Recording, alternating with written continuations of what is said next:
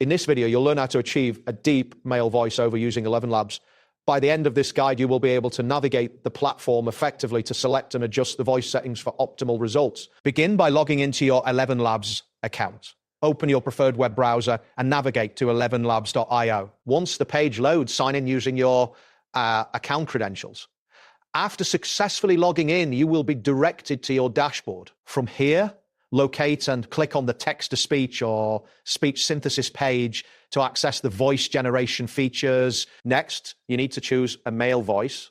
ElevenLabs does not provide a numerical setting for depth, but male voices typically have a lower pitch. To find a suitable voice, click on the voice selector option. You will see categories such as all voices, my voices, and voice library. Select one of these options to browse through the available voices. As you explore the voice options, look specifically for voices that are labeled as male. Common examples include Adam, James, Joseph, and John, which are considered classic male voices.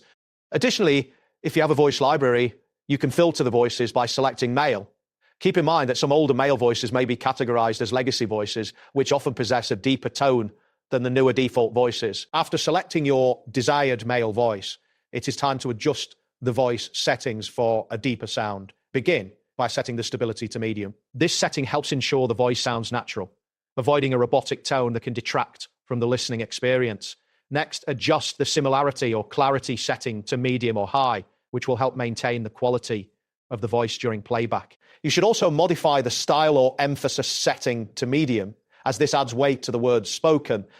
Finally, consider adjusting the pacing to be slightly slower. Slower pacing can enhance the dramatic effect of deep voices.